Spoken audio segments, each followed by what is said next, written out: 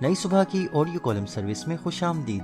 روزنامہ جنگ سے کالم پیش ہے فیض اور سازشی اغیار۔ کالم نگار ہیں حامد میر اور آواز ہے سلیم طاہر کی۔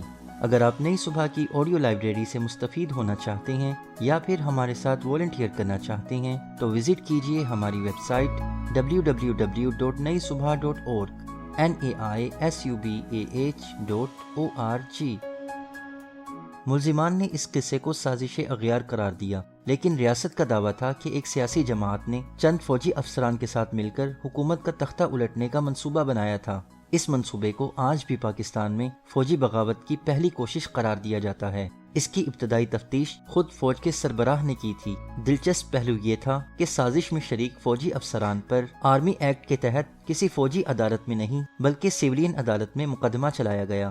اس مقدمے میں کل 15 افراد پر فرد جرم عائد کی گئی۔ ان میں 11 فوجی افسران اور 4 سیولینز تھے۔ ان میں انگریزی اخبار پاکستان ٹائمز کے ایڈیٹر فیض احمد فیض بھی شامل تھے۔ اس مقدمے کو راولپنڈی سازش کیس کے طور پر یاد کیا جاتا ہے۔ اس مقدمے کا پس منظر اور پیش منظر پاکستانی سیاست کے طالب علموں کے لیے بہت اہم ہے۔ جس جنرل ایوب خان اور سیکرٹری دفاع سکندر مرزا نے اس سازش کی خود تفتیش کی، چند سالوں کے بعد ان دونوں نے مل کر پاکستان میں پہلا مارشل لا نافذ کر دیا۔ عدالت میں ملزمان کا دفاع کرنے والے ایک وکیل حسین شہید سہروردی بعد میں پاکستان کے وزیر اعظم بن گئے۔ بعد ازاں جنرل ایوب خان کے حکم پر ان کے خلاف بھی غداری کا مقدمہ قائم کیا گیا، جو کسی عدالت میں ثابت نہ ہو سکا۔ جس وزیر اعظم کی حکومت ہٹانے کے لیے یہ مبینہ سازش تیار کی گئی تھی، ان کا نام لیاقت علی خان تھا۔ انہوں نے 9 مارچ 1951 کو خود اس سازش کا انکشاف کیا۔ سازش کے مرکزی کردار پاکستانی فوج کے chief of general staff major Akbar Khan تھے۔ مقدمے کی کارروائی میں ان کے خلاف 2 شواہد پیش کیے گئے۔ ان کے مطابق لیاقت علی خان کو قتل کرنے کی بجائے صرف حکومت سے ہٹانا تھا۔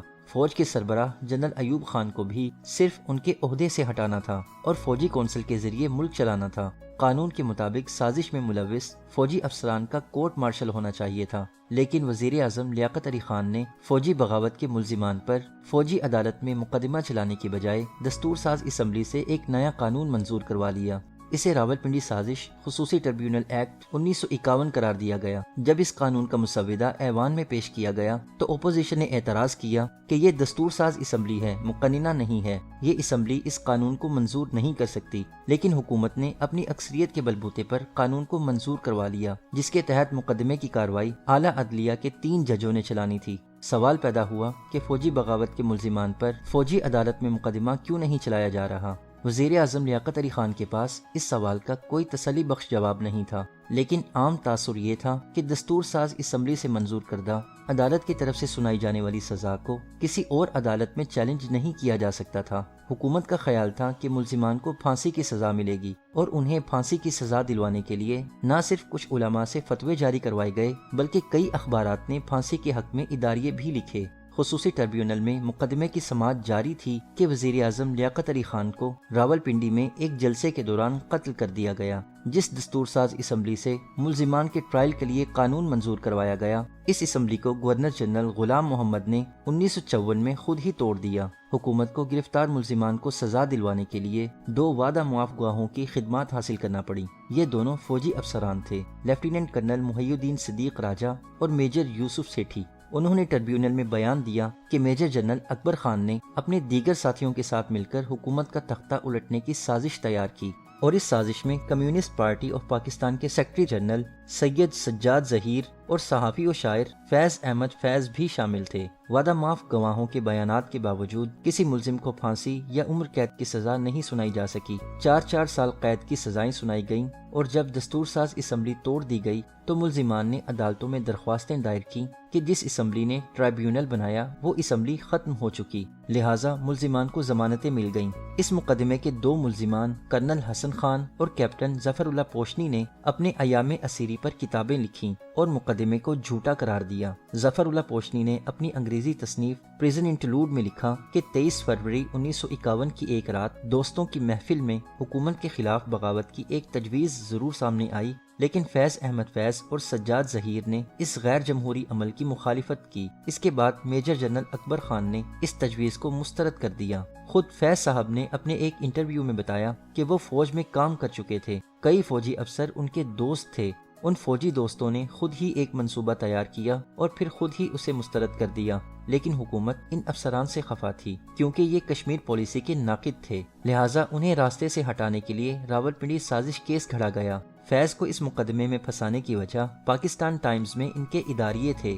گرفتاری نے فیض صاحب کے مقام و مرتبے کو کم کرنے کی بجائے اس میں مزید اضافہ کر دیا۔ جیل میں انہوں نے جو شاعری کی اس میں اصلی بغاوت نظر آنے لگی۔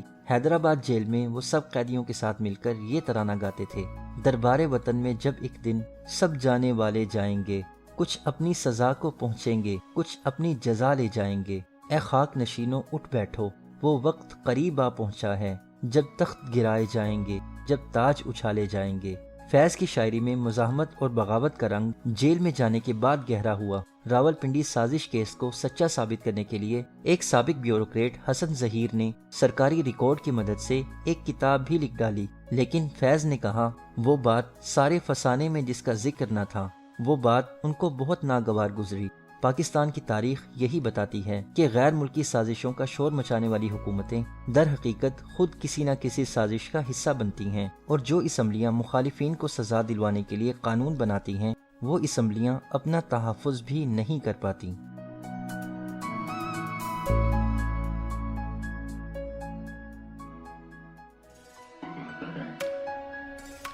یہ معلوماتی مواد نئی صبح کی جانب سے پیش کیا گیا۔